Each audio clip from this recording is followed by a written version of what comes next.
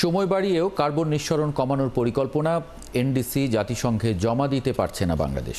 আবার পরিকল্পনা প্রণয়ন প্রক্রিয়াও অংশগ্রহণমূলক হচ্ছে না বলে অভিযোগ তুলেছেন অংশীজনেরা। যদিও সরকারি কর্মকর্তারা বলছেন জ্বালানি খাতে কার্বন নিঃসরণ কমানোর উপর জোর দিয়ে এনডিসি প্রণয়ন চূড়ান্ত পর্যায়ে।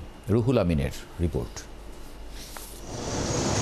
2015 সালের প্যারিস চুক্তি অনুযায়ী 5 বছর পর পর ন্যাশনাল ডিটারমাইন্ড কন্ট্রিবিউশন এনডিসি জমা দিতে হয় জাতিসংঘের জলবায়ু কনভেনশন দপ্তরে, যেখানে উল্লেখ থাকে পরিবেশ রক্ষায় কার্বন নিঃসরণ কমানোর পরিকল্পনা ও বাস্তবায়নের উপায়।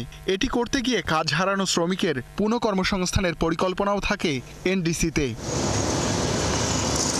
জাতিসংঘের সূচি অনুযায়ী গত ফেব্রুয়ারির মধ্যেই তৃতীয় এনডিসি জমা দেওয়ার কথা বাংলাদেশের। কাজ শেষ না হওয়ায় 22 সেপ্টেম্বর পর্যন্ত সময় চায় সরকার, কিন্তু এ সময়ের মধ্যেও জমা দেয়া নিয়ে অনিশ্চয়তা তৈরি হয়েছে। এই সেমিনারে পরিবেশ অধিদপ্তরের কর্মকর্তারা জানান, জ্বালানি খাতে কার্বন নিঃসরণ কমানোর ওপর জোর দিয়ে পরিকল্পনা চূড়ান্ত হচ্ছে। শিল্প খাতে জ্বালানি দক্ষতা বাড়ানোর পরিকল্পনা নিয়েছি। শহর অঞ্চলে বড় ভবনে সোলার বসানোর কাজ চলছে। ঢাকায় একটি মেট্রো রেল চালু হয়েছে, আরও 4টির কাজ চলছে। এভাবে আমরা জ্বালানি খাতে কার্বন নিঃসরণ কমানোর চেষ্টা করছি। বাংলাদেশের মোট শ্রমশক্তির 87% কৃষি সহ নানা অনানুষ্ঠানিক খাতের। এদের সবাই জলবায়ু পরিবর্তন জনিত ঝুঁকিতে আছেন।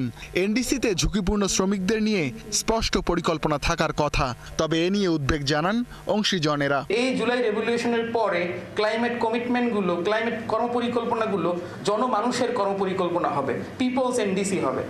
আসলে কি পিপলস এনডিসি হচ্ছে না, হচ্ছে কনসালটেন্ট লেড এনডিসি। আরএনডি সেক্টরকে যদি বলি, 40 লক্ষ এই সেক্টরে যে শ্রমিক কাজ করে, সেই সেক্টরে আমরা দেখি 265টি গ্রিন ফ্যাক্টরি প্রতিষ্ঠিত হয়েছে।